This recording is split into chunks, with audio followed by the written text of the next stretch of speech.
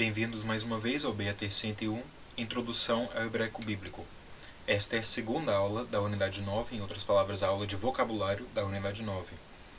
E como na Unidade 9 nós temos mais vocabulário para aprender, porque nós temos os números, eu quero que vocês dediquem mais tempo para a memorização deste vocabulário e da revisão do vocabulário que já aprendemos, e também para a memorização dos números que nós vamos aprender nas aulas a seguir. Vamos começar então.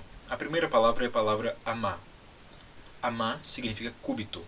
É aquela medida de mais ou menos 45 centímetros que era utilizada no mundo antigo. A próxima palavra é a palavra basar. Basar significa carne.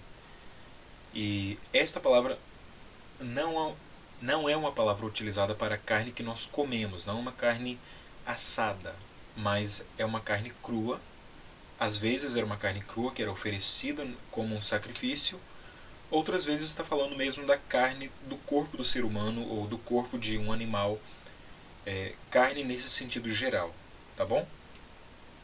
A próxima palavra é a palavra hazak. Hazak significa ele é forte, ele é firme, ou às vezes ele fortalece, tá bom? Próxima palavra é a palavra chesed. Chesed, uma palavra segulada, muito importante teologicamente. Por quê? Porque a palavra significa fidelidade, é a fidelidade de Deus. E várias vezes esta palavra é utilizada quando está falando do pacto ou da aliança que Deus faz com o seu povo. Chesed ele tem esse amor fiel para o seu povo. Chesed significa então amor fiel ou fidelidade. Muitas vezes nossas traduções traduzem a palavra como misericórdia, mas eu acho que a palavra misericórdia perde a força pactual da palavra chesed. Então lembrem-se que chesed é uma palavra que significa fidelidade, amor, às vezes misericórdia, mas sempre relacionado com o pacto de Deus com o seu povo. A próxima palavra é a palavra yadá.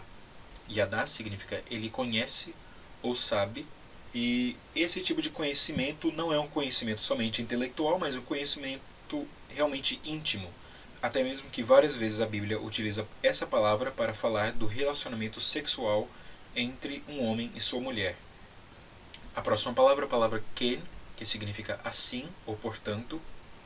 Até no hebraico moderno, a palavra ken significa sim. Então tem esse sentido asseverativo. Assim, portanto, já que, tá bom?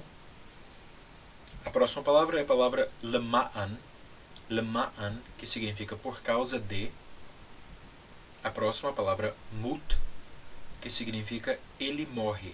É um verbo irregular, que significa ele morre. E é até um pouco fácil, né? Porque nós temos duas consoantes aqui que também estão na palavra morte. Só não confundam, não insiram aqui um resh. Não é murt, mas mut. Tá bom? A próxima palavra é o substantivo cognato, ou, em outras palavras, relacionado a este verbo. Mavet significa morte. Mut significa ele morre. Mavet significa morte. Tá bom? A próxima palavra é a palavra maté, que significa vara ou bordão. Às vezes pode até significar tribo. A próxima palavra é a palavra alá, que é um verbo, significa ele sobe. E o substantivo cognato dessa palavra é olá. Olá, que significa holocausto.